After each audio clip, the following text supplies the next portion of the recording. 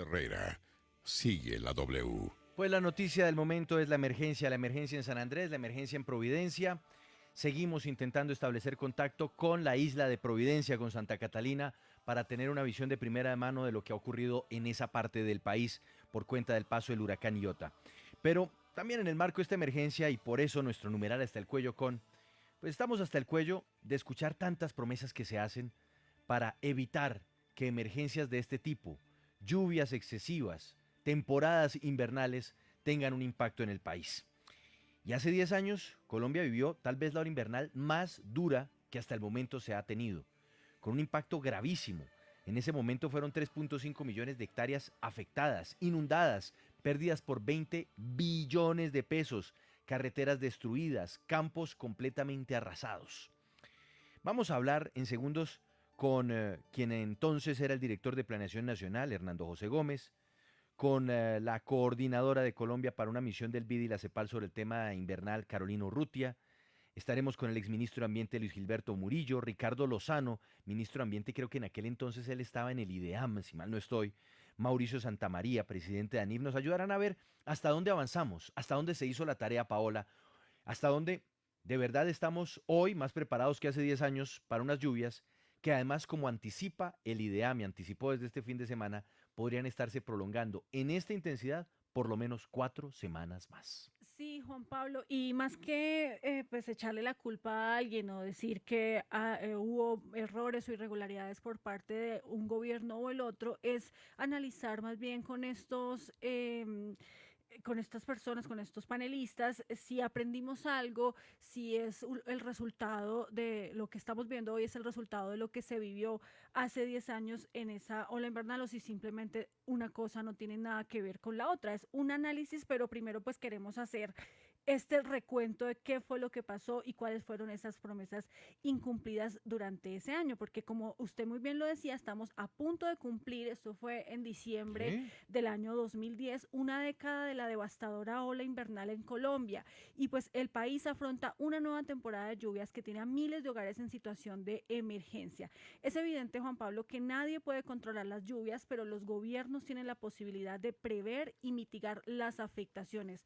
No es gratuito que el gobierno colombiano contratara en 2012 una misión del BID y de la CEPAL para identificar precisamente eso, qué fue lo que se hizo y qué se tenía que hacer después de todos estos eventos que vivimos en 2010 para así pues evitar nuevas emergencias. No obstante, pues los resultados de este informe parece que hoy en día se encuentran durmiendo el sueño de los justos. Nosotros les vamos a Ah, qué mostrar algunos maravilla. apartes aquí en Sigue la W, y pues primero miremos en primer lugar qué fue lo que pasó hace 10 años. Pues mire, Paola, según el estudio Ola Invernal Colombia 2010-2011, que fue elaborado por la CEPAL y el Banco Interamericano de Desarrollo, la ola invernal de 2010 se manifestó con intensas lluvias, lluvias sin precedentes en Colombia, que afectaron con inundaciones, avalanchas y remociones en masa a varias zonas del país. Una situación que generó entre septiembre de 2010 y mayo de 2011 2.219 emergencias. De estas se cuentan 1.233 inundaciones, 778 deslizamientos, 174 vendavales, 24 avalanchas. Fueron 3.5 millones de hectáreas las que resultaron inundadas, especialmente en la zona norte y en algunas partes de la zona central y sur del país. Importante aquí recordar que tal vez uno de los eventos más delicados a nivel nacional fue la ruptura del canal del dique en el departamento del Atlántico. Además, un deslizamiento de tierra que terminó afectando la estabilidad del municipio de Gramalote, en norte de Santander, que dejó a 4.000 personas sin techo. Un municipio que tuvo que ser totalmente reubicado. Andrea. Sí, Juan Pablo, mire, además los aludes y avalanchas debido a las lluvias y desbordamiento de ríos dan cuenta de graves afectaciones que también es bueno que hagamos memoria. Entre las más recordadas están las de Bello, en Antioquia, recuerde usted la Cruz en Nariño y en San Vicente de Chucurí, en el departamento de Santander. Le tengo algunas cifras. En total, esa ola invernal dejó a 3.219.000 personas afectadas, lo que significa el 7% de la población colombiana, y 1.374 personas perdieron la vida. Bolívar, Magdalena, Cauca y Córdoba fueron en su orden los departamentos con mayor número de damnificados. Sin embargo, pues Chocó fue el departamento más afectado frente al número de población que tiene, con más de 155.000 personas que lo perdieron absolutamente todo.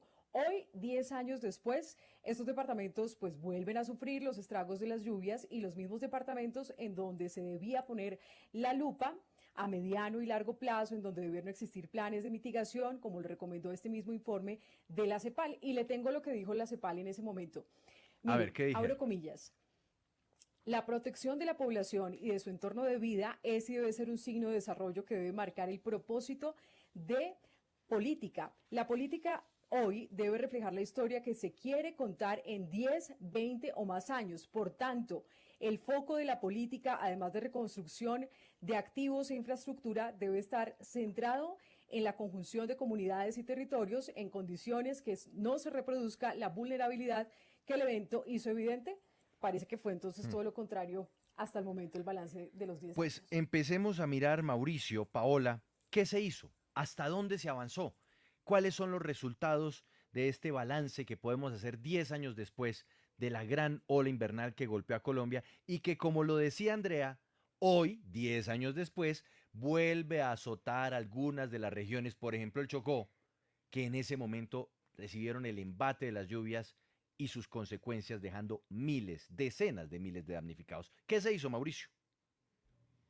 Sí, Juan Pablo, son siempre las mismas regiones y es que mire, la ola invernal le dejó pérdidas al país por 20 billones de pesos, 20 billones de pesos.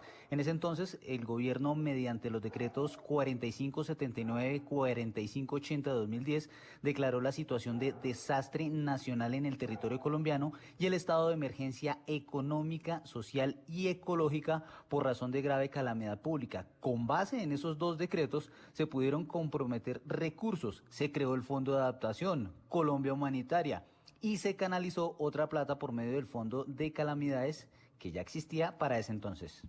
Pero además, Juan Pablo, en Sigue la W revisamos mejor el Plan Nacional de Desarrollo 2010-2014 y encontramos que se estableció todo un capítulo para atender la emergencia en el que se definió un plan de acción con 3 fases. La primera era para todo lo que tenía que ver con atención humanitaria, la segunda, rehabilitación y la tercera, prevención y mitigación del riesgo, así como de las posibles fuentes de financiación y entidades responsables y de apoyo.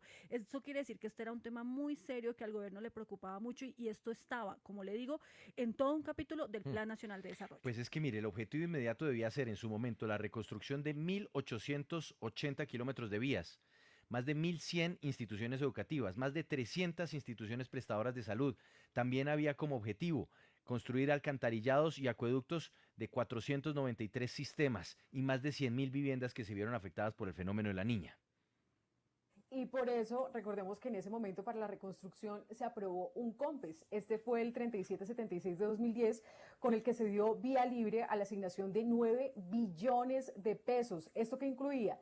5.7 billones de vigencias futuras, que para hasta 2018 se hicieron las inversiones necesarias que permitieran superar esa crisis, entre otras cosas, Paula. Sí, y Andrea, según ese COMPES, esa plata que se fue en gran parte para el Fondo de Adaptación salió de varias fuentes. Una era la enajenación de una parte de Ecopetrol, también la ampliación del impuesto, de la base del impuesto al patrimonio, la prolongación del impuesto a los movimientos financieros, que todos conocemos como el 4 por mil, la adquisición de más deuda por parte del gobierno y también salió de fondos especiales y del fondo de regalías. Ah, claro, Paola, importante ese recuerdo. El 4 por mil se prolongó en su momento para subvencionar y facilitar el ingreso de recursos al Estado para atender la emergencia de esa ola invernal. No lo recordaba. Pero bueno, ahora veamos los resultados. ¿Qué se hizo? Pues una serie de compromisos, ahí hicimos el balance, todo lo que se prometió. Ahora vamos con resultados.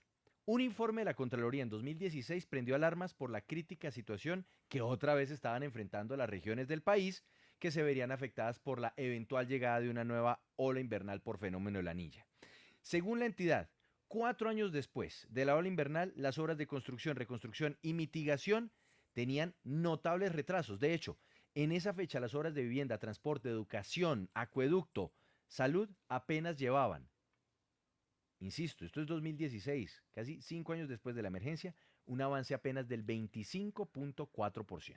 Sí, Juan Pablo, mire, y en el documento COMPES que mencionamos anteriormente, encontramos también que se establecieron intervenciones en el sector de transporte. Esta era una de las prioridades para recuperar varias carreteras. Una de ellas, por ejemplo, la carretera Málaga-Los Curos en Santander. Pero aquí sí tenemos que decir que pues lo único que se hizo en esa carretera fue el famoso puente Isgaura, el puente Acordeón, que terminó costando 107.000 millones de pesos con un sobrecosto de 27.000 Pero la millones carretera de no la pesos. arreglaron. La carretera no la han No. arreglado y eso No. fue, digamos, específicamente un compromiso del O sea, Fondo de el Adaptación. compromiso era arreglar la carretera e hicieron un puente y un puente pues que hoy día, imagínense en las que anda, el puente acordeón. Pero ¿qué más? ¿Qué más? ¿Qué Sí. otras cosas podemos encontrar como resultados, Andrea?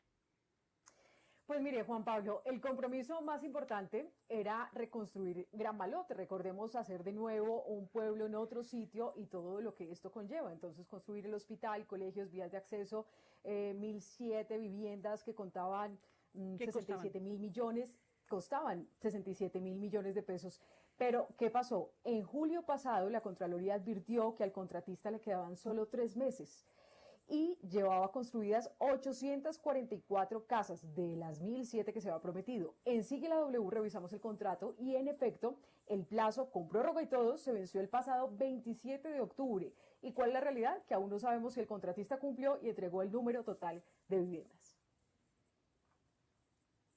Igualmente, 3 de los 9 contratos para la construcción del Jarillón de Cali, que sumaban cerca de 49.000 millones de pesos, han tenido diferentes suspensiones, que están entre los 188 y 533 días. Y sobre el otro compromiso, que era el macroproyecto del Canal del Dique, a pesar de haberse estimado en el COMPES 3776 un presupuesto superior al billón de pesos, la asignación presupuestal fue solo del 26% de lo aprobado inicialmente, aunque no se hizo nada con esa plata, eso es de aclarar. En este momento no hay nuevo canal del dique, no hay mantenimiento y está en proceso de adjudicar una nueva APP para eso.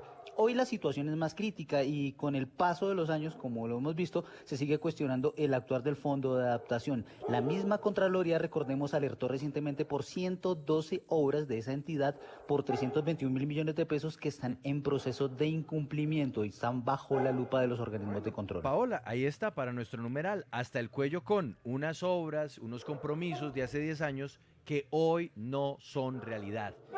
Bueno, y si hablamos del tema del Fondo de Adaptación, recuerde usted que hasta el mismo ex vicepresidente de la República, Germán Vargas Lleras, habla del corrupto Fondo de Adaptación en sus columnas del diario El Tiempo, ¿no? Numeral, hasta el cuello con. Bueno, Paola, y en cuanto a gestión del riesgo, prevención, ¿qué podemos decir? Sí, vean, rápidamente, Juan Pablo, para no alargar más esto, les cuento que yo también estuve revisando una evaluación que hizo el DNP de la Política Nacional de Gestión de Riesgo en el año 2018 y hay algunos apartes que me llamaron la atención. Por ejemplo, que apenas 39 de las 190 entidades que hay en el orden nacional tienen funciones explícitas en materia de gestión de riesgo. Las demás le botan la pelota a la unidad de gestión de riesgo y en los territorios pues no tienen claro cómo es el tema de protección financiera, el aseguramiento, eso sí ya es una falta de compromiso por parte de los entes territoriales. Pero además, en el documento se estableció que aunque el 90% de los departamentos en Colombia han formulado planes de gestión de riesgo de desastres, solo el 55.6% los adoptan formalmente y hoy estamos viendo las consecuencias. Doctor Hernando José Gómez, en su momento era el director de Planeación Nacional, cuando se presentó esta ola invernal hace ya 10 años. Muy buenas tardes, bienvenido a Sigue la W. Buenas tardes, ¿cómo les va a todos? Bien, señor, pues después de escuchar este balance, este corte de cuentas, cuando además el país está enfrentando una temporada de lluvias fuerte, cuando estamos viviendo esta situación tan complicada en San Andrés y particularmente en Providencia, ¿usted cómo evalúa esto? ¿Cómo entender que 10 años después estemos con estos pendientes tan importantes para los territorios nacionales? Mira, sin entrar en el debate sobre la calidad de la gestión del Fondo de Adaptación, que ahí están los informes de la Contraloría, etcétera, que, sobre el cual pues tiene su propia dinámica. Lo que debo decir es que tengamos cuidado en cómo argumentamos esto. Nosotros todos los años vemos que por lo menos 5 o 6 huracanes generan consecuencias devastadoras en Estados Unidos, inundaciones, cantidad de damnificados, y a nadie se le ocurre decir que eso es culpa del gobierno o es culpa del FEMA, que es la agencia que maneja el tema de riesgos, inundaciones y desastres en los Estados Unidos. Entonces, siempre que haya un huracán, va a haber desastres, va a haber gente afectada, va a haber infraestructura, porque uno no puede pensar que la infraestructura que cualquier país, incluyendo los Estados Unidos, vaya a construir, tenga capacidad para soportar vientos de 250 kilómetros por hora. Entonces, evidentemente, parte del tema es, hombre, sí, hay que tener una infraestructura que sea más resistente, que haya refugios adecuados, que esté previsto hacia dónde se debe mover la población, etcétera. Pero pensar que es que esto que pueden pasar un huracán de nivel 5 y que no le pase nada a San Andrés o a cualquier otro país del mundo, por desarrollado que sea, pues no, realmente no tiene cómo argumentarse. Entonces, número uno de eso. Número dos, el informe que ustedes estaban citando de CEPAL y BID es un informe que solicitó Planeación Nacional cuando yo era el director de planeación en ese momento para evaluar cuánto le había costado el fenómeno de la niña en el 2010-2011 al país. Y indudablemente se encontró que más o menos el costo de eso había sido 1.5% del PIB. Entonces, evidentemente, no digo, y evidentemente se pueden hacer muchas cosas para mejorar, digamos, la capacidad de respuesta. Ahora, como bien decía Paola al final en su intervención, decía pues que uno de los problemas claves es que estos fenómenos requieren de una gestión municipal y que no pueden depender solamente del gobierno nacional. Entonces, la gestión municipal que implica, ustedes recuerdan el desastre en Mocoa recientemente, hace tal vez Sí, un año o dos, sí, hace un par de años. y era simplemente porque la alcaldía municipal no se había encargado de mantener la limpieza de la ribera del río que atraviesa Mocoa. Entonces, aquí es muy importante que los alcaldes hagan su parte y implementen los planes de gestión de riesgo, porque si no, la verdad que el gobierno nacional puede hacer muchas cosas, como el índice, por ejemplo, el índice municipal de riesgos, el mapa de riesgos viales del Observatorio de Logística del Sistema información geográfica. O sea, hay muchas herramientas, pero si los municipios no dedican los recursos que toca a hacer las labores preventivas y obviamente si el fondo de adaptación no hace la contratación que tiene que hacer adecuada, pues evidentemente vamos a tener dificultades. Ahora, el tema de San Andrés y Providencia sí es una situación que es difícil, digamos, Sí, que es muy compleja, pero porque realmente prever un huracán de no, nivel 5 que pase por encima de Providencia, pues eso es imposible. eso Y sí. adicionalmente, no importa qué tipo de construcciones se hagan, qué tipo de prevención se haga, un huracán de ese tipo es básicamente destructivo en Colombia, en Estados Unidos y en Noruega. Bien, ya vuelvo con usted, doctor Hernando José Gómez. Paola tiene preguntas. Andrea, Mauricio, le voy a leer algunos comentarios que empiezan a llegar con nuestro numeral hasta el cuello con.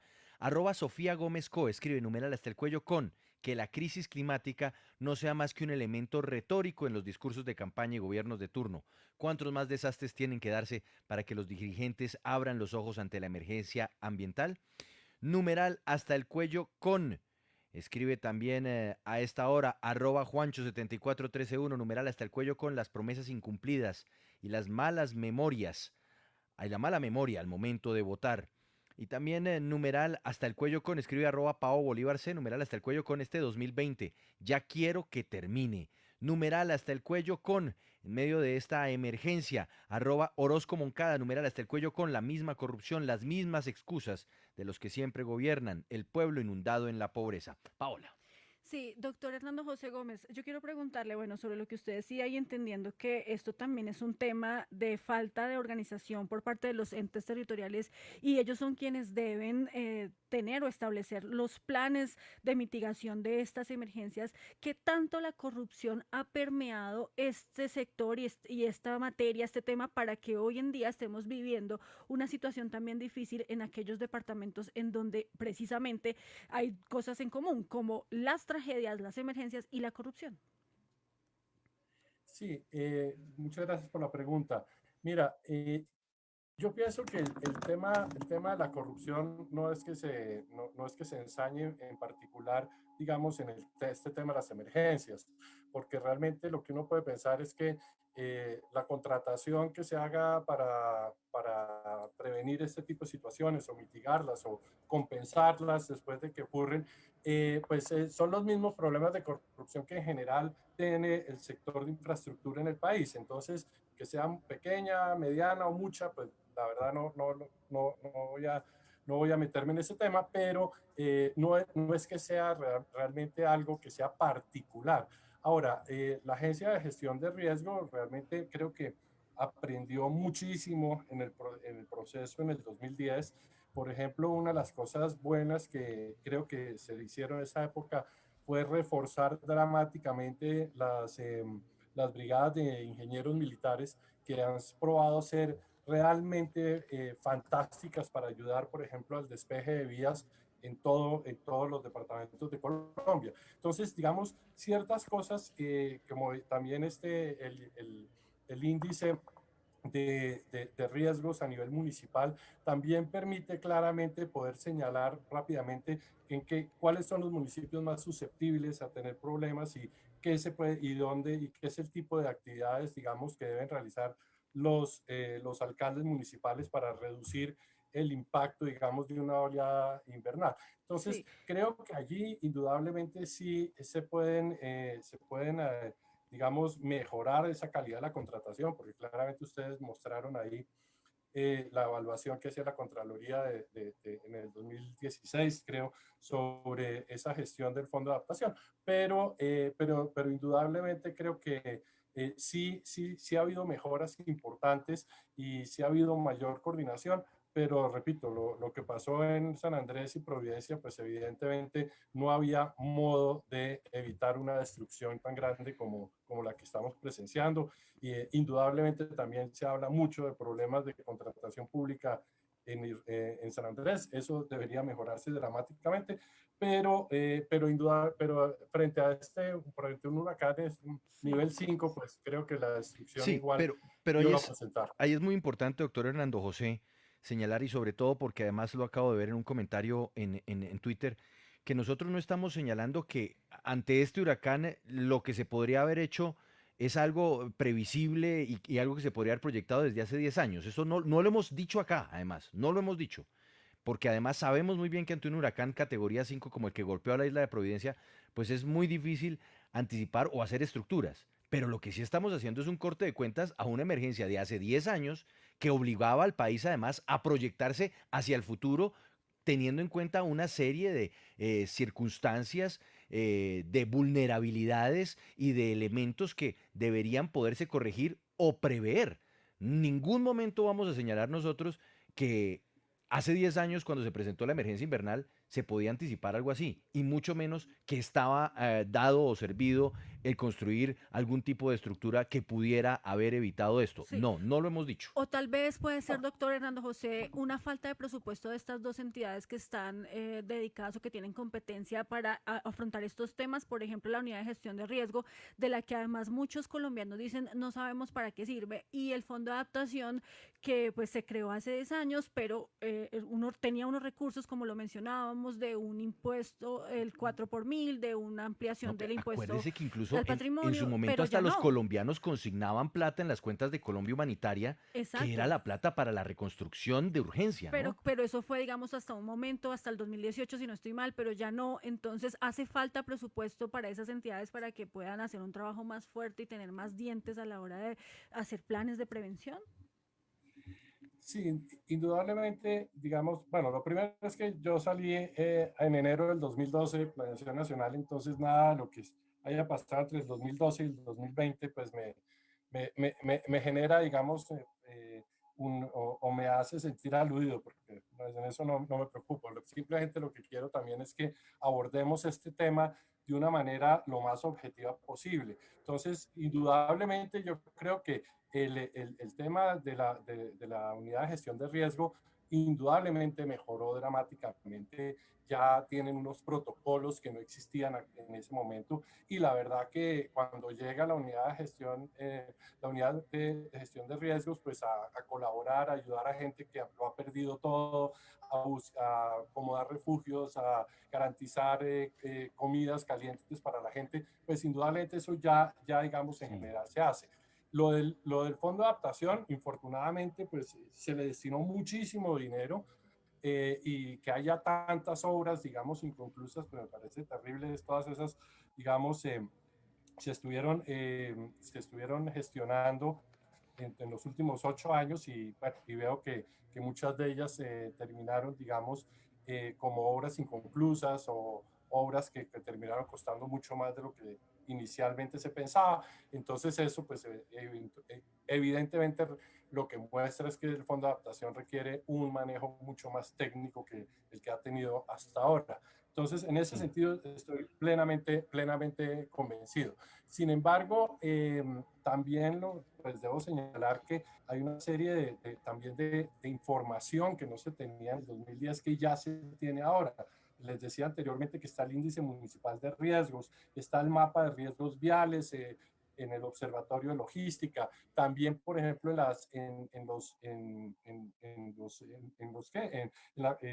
el diseño estándar de vías ya se toma en cuenta, digamos, mucho más el manejo del agua, porque ustedes saben que el tema del agua es el que destruye las vías, la canalización defectuosa de las aguas. Entonces, todo eso, digamos, creo que ya existe en el país, que ya están los reglamentos y las normas que obligan a hacerlo, y que ojalá en esta niña que se nos está viniendo encima, pues demuestre que algo hayamos aprendido en esta última década. Escribe @mlu_1, numeral hasta el cuello con estas catástrofes. Le encantan a la burocracia del Estado. Todo lo que se robaron en la ola invernal y nada le llegó a la gente. Lo que se llevan en el gobierno central y ahora le tiran la pelota a los alcaldes. Numeral hasta el cuello con, escribe @mono 15345, numeral hasta el cuello con. Este gobierno que no tiene dirección, solo burocracia, la gestión del riesgo, en la administración anterior tenía línea para actuar con el sistema de gestión del riesgo.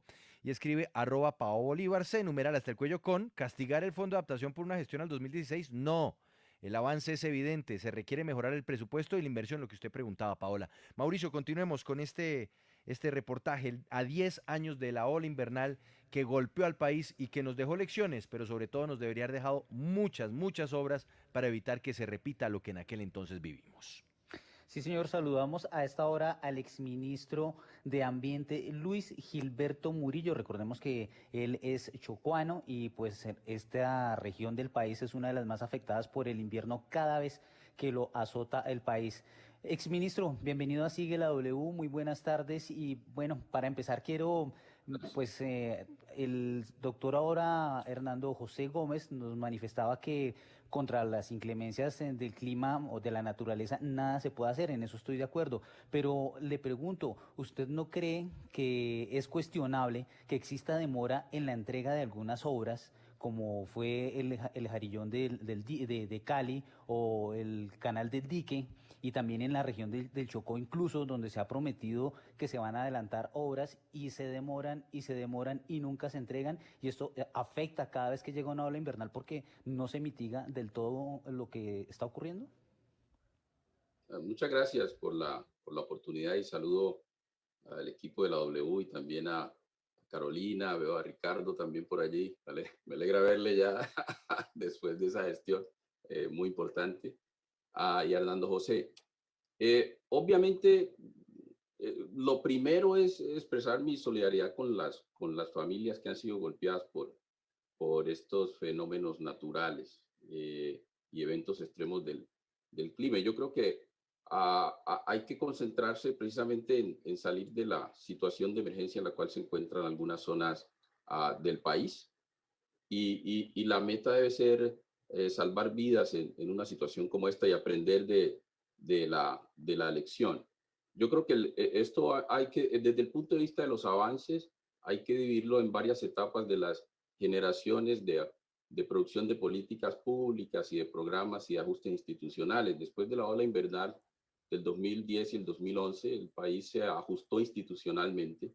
Ustedes recordarán que la unidad de gestión del riesgo era una oficina de muy menor estatus en el Ministerio del Interior, y fue elevado a un estatus de oficina presidencial soportada por un sistema nacional de gestión del riesgo de desastres naturales y fortalecida. Yo creo que ese es un avance importante. Y fue un avance importante la creación del Fondo de Adaptación, que hay que obviamente capitalizarlo constantemente para que pueda implementar las obras, y el país ha ido aprendiendo mucho. Hay problemas en la ejecución de obras como en cualquier sector público nacional, pero hay que reconocer también que de acuerdo a los datos del mismo Planeación Nacional, todavía hay que hacer mucho más inversión en adaptación principalmente, pero también en mitigación de cambio climático. El país solo invierte desde la perspectiva pública cerca de un 50% y el sector privado mucho menos, cerca de un 40%, y no se le ha dado la prioridad como sociedad precisamente a ese tema. Y yo lo dividiría en varias cosas. Uno, que el país ha mejorado mucho en las respuestas de emergencia como país, después de esa reestructuración que se hizo el 2010 y 2011. Y se hicieron muchas obras en muchas zonas.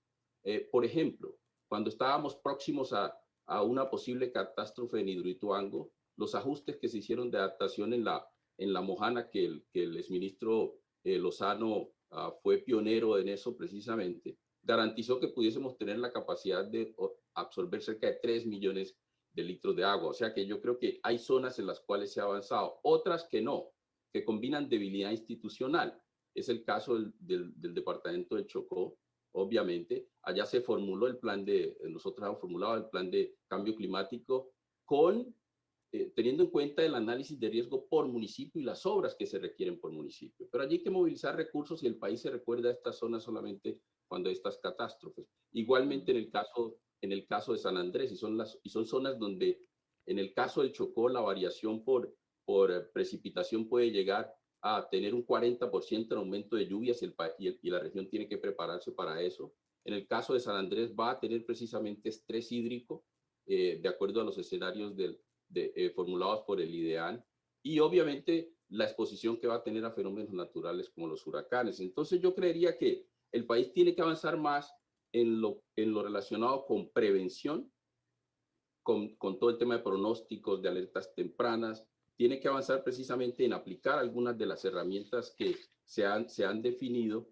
y asimismo entender que el riesgo climático, el riesgo por desastres naturales, es un desafío del desarrollo y que debe incorporarse en la gestión del desarrollo, en el ordenamiento territorial, en la definición de recursos, y ver la adaptación precisamente como es. Usted no puede plantear desarrollo de vastas regiones sin tener en cuenta esta variable, y ya hay herramientas para hacerlo, ya hay escenarios que se han planteado, hay esquemas de riesgo climático que se han planteado y ya se han hecho distintas proyecciones. Y el país tiene que seguir aprendiendo. Ahora, yo quiero, ya para cerrar, para no serme tan extenso en la respuesta, decirle que este no es un desafío propio del país.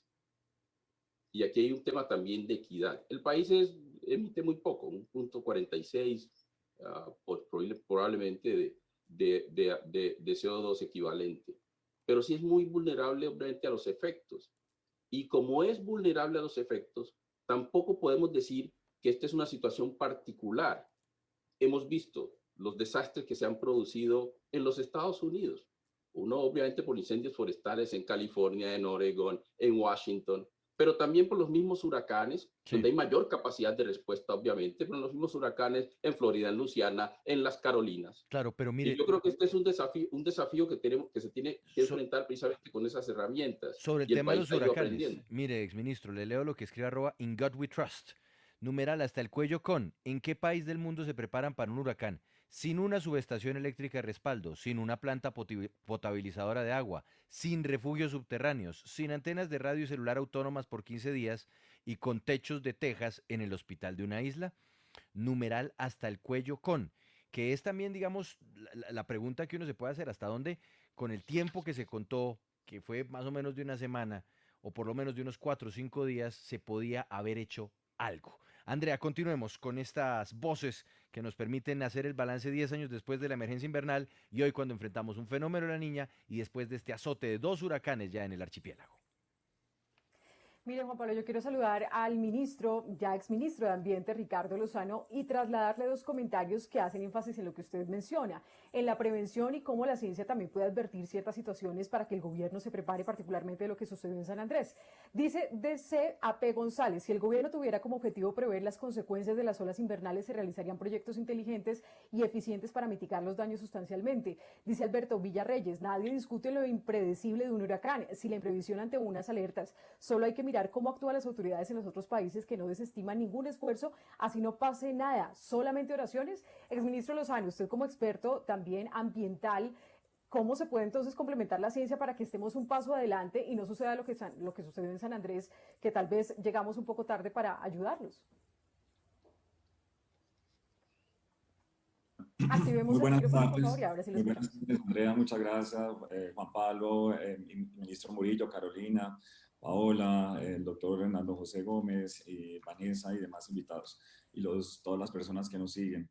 Andrea, sí, esa pregunta es muy importante porque realmente estamos hablando desde conocimiento, estamos hablando de los datos que la Tierra hoy día nos está ofreciendo y nos está mostrando. La dinámica, por supuesto, ha cambiado. Teníamos una situación muy delicada, una crisis climática muy fuerte que está haciendo que los fenómenos de variabilidad climática sean más intensos, sean más frecuentes y que por lo tanto Colombia, en el lugar donde se encuentra, en una zona de confluencia tropical, pues por supuesto la vulnerabilidad es mayor en cuanto a que en determinado mes está recibiendo lo que sucede en el hemisferio norte, en determinado mes está recibiendo lo que sucede en el hemisferio sur, y por eso cada mes del año, nosotros no tenemos estaciones como el resto de países que sí las tienen, pero nosotros cada día es vulnerable a precipitaciones y, como ya lo dije anteriormente, a un comportamiento bastante extremo. Y esa situación, y eso es lo que a nosotros nos gusta siempre, Juan Pablo, decir,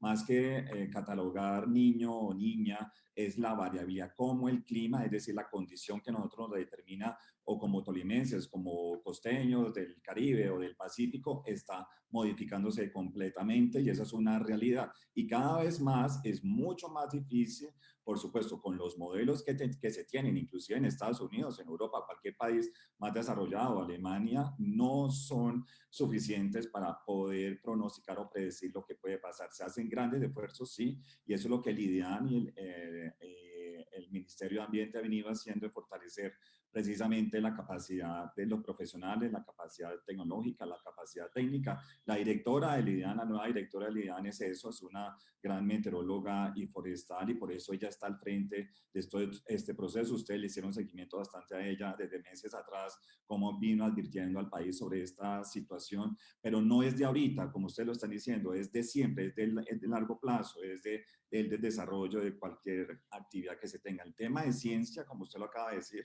esa fue la prioridad en su momento. Cuando tuvimos las lluvias, cuando estaba director del IDEAN, acuérdense que con 6 meses antes hicimos esas predicciones, no solamente de una niña, de dos fenómenos de la niña seguida una tras otra.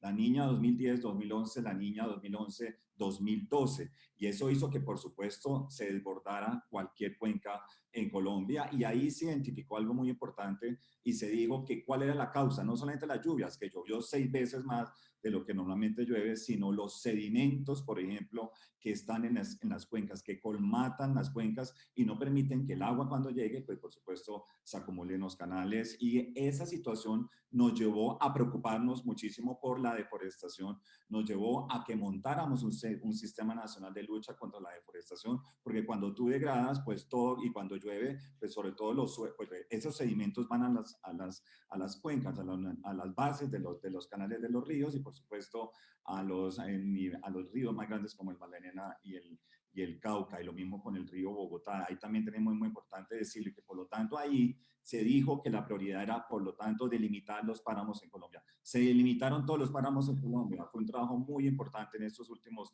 10 años y allí vamos también volviendo a delimitarlos en un proceso de participación y de inclusión. Pero también se dijo que en tecnología y ciencia pues teníamos que tener radares. Juan Pablo, no teníamos radares en Colombia en este momento, solamente uno que era el de Medellín, y fíjese que con ese radar es que se pudo también diseñar todo el sistema de alertas tempranas para la calidad del aire. Y esos radares fueron instalados, los nuevos 4 radares para Colombia fueron instalados con el gobierno anterior. Nosotros, el presidente Iván Duque priorizó también esa instalación y Colombia ya cuenta con más de 6 radares en su momento para, por supuesto, poder predecir de manera mucho más eficiente lo que pasa con estas tormentas y con esta situación. Claro. Y por supuesto el tema también, como lo dije anteriormente, la participación de la nueva gobernanza. En el año 2011, también a raíz de esta situación, se creó un nuevo sistema nacional en el que también se dijo, inclusive la prioridad del nuevo sistema nacional de prevención de riesgos es que, por supuesto, con el apoyo nuestro, el gobierno nacional, los alcaldes, es decir, las autoridades territoriales tienen una labor muy importante en los ajustes de los planes de ordenamiento territorial, en donde ahí se identifican cuáles son esas zonas de riesgo, cuáles son esas zonas a las que nosotros sí podemos desarrollar, y los PONCA, los planes de ordenación y manejo de cuencas. Colombia ya entregó más de 71 PONCAs, planes de ordenamiento territorial. Bogotá, por ejemplo, ya hizo la tarea en ese ejercicio, que nos pareció muy importante, y ahí seguimos. Yo quisiera, ahí podríamos seguir nombrando una cantidad de acciones que se dan, pero y inclusive la prioridad del presidente Duque ha sido esa, la prioridad del conocimiento y los profesionales, y por eso volvimos a recoger tanto el ministerio como el Instituto de Investigación y todos los institutos de investigaciones, el Humboldt, etcétera, los profesionales que también anteriormente existían y que tienen esa gran memoria científica para todos.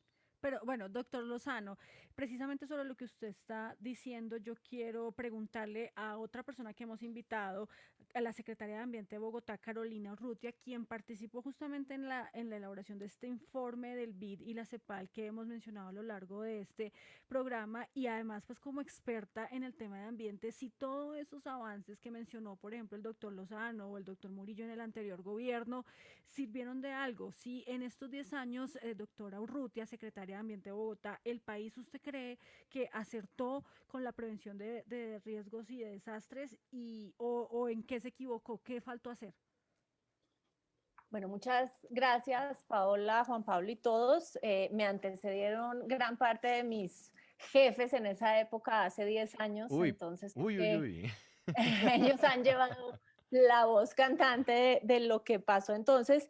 Yo creo que desde Bogotá estamos viendo un sistema de gestión de riesgos mucho más maduro. En Bogotá, pues Bogotá, digamos, fue de los sitios en donde ese sistema de gestión de riesgos nació primero. Nosotros teníamos el Fondo de Protección de Atención a Emergencias desde hace muchas décadas. Eso fue evolucionando. Hoy en día es el Instituto Distrital de Gestión de Riesgo y Cambio Climático.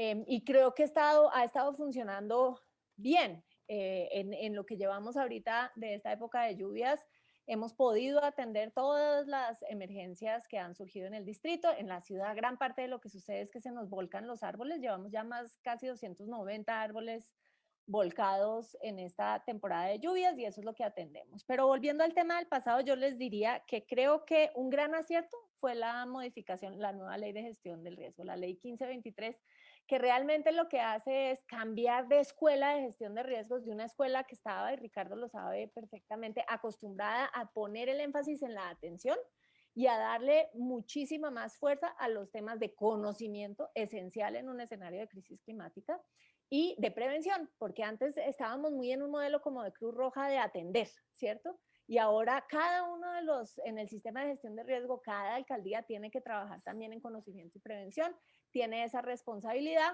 Unos hemos evolucionado mucho más rápido que otros de acuerdo con nuestras capacidades. Nosotros tenemos ya muchas políticas en el distrito atendiendo este tema de gestión de riesgos y de cambio climático. No sucede lo mismo por las capacidades de todos los municipios. Yo creo que el Fondo de Adaptación funcionó muy bien en principio y creo que se quedó un poquito cojo en su proceso de evolución. Les soy muy honesta, antes de llegar a la Secretaría estaba precisamente trabajando como consultora, asistiendo y apoyando un proceso de una ley verde cuyo uno de sus propósitos era precisamente convertir el Fondo de Adaptación en un Fondo de Adaptación de verdad, porque el Fondo de Adaptación le pusimos ese nombre un poco pensando con el deseo, lo pueden confirmar Hernando José y Ricardo, era en ese momento el fondo que hacía las obras de infraestructura más urgentes resultado de esa ola invernal, pero la idea es que se mantuviera en el tiempo y realmente pudiera pensar y adaptar al país de forma más profunda. Lo alcanzó a hacer apoyando los procesos de los planes de ordenamiento y manejo de cuencas, los POMCAS, pero digamos que no hubo mucho más trabajo en ese pensamiento a largo plazo del Fondo de Adaptación, precisamente porque se quedó en un tema que fue difícil de ver y era lo largo que iban a hacer esas obras. Yo no asesoro presidentes, pero si fuera a decir, yo creo que hay que hacer pocos anuncios en el momento en que se hace, o sea, pocas promesas a largo plazo en el momento en que se desata una crisis. A mí me parece que las promesas de Gramalote fueron dificilísimas de cumplir. Sigue el Fondo de Adaptación en esa tarea 10 años después, porque es que hacer un pueblo en otro lado no es cosa fácil. No fue fácil encontrar los terrenos, no fue fácil acordar con las personas las viviendas que iban a tener. Entonces yo creo que prometer que uno va a hacer todo un nuevo pueblo sin tener claro exactamente qué es lo que está pasando siempre es un riesgo alto. Yo creo, sin embargo, que existe la oportunidad de que el Fondo de Adaptación evolucione, que ese proyecto de ley verde que conoce Ricardo, que conoce Hernando José, es un proyecto que el gobierno ha dicho que está pensando en radicar prontamente y realmente que el Fondo de Adaptación evolucione a tener esta cosa científica, no solo de obra, porque la verdad es que se quedó un poquito en infraestructura, pero este pensamiento de largo plazo en cambio climático es lo que necesita el país y es algo de lo que nos podríamos beneficiar ciudades como Bogotá, que necesitamos siempre un pensamiento colectivo sobre crisis climática. Colgué con Medellín justo antes de hablar con ustedes, precisamente porque tenemos niveles muy altos en nuestra agenda de adaptación y mitigación y queremos ayudar a otros municipios, a otras ciudades a tener los mismos niveles de ambición.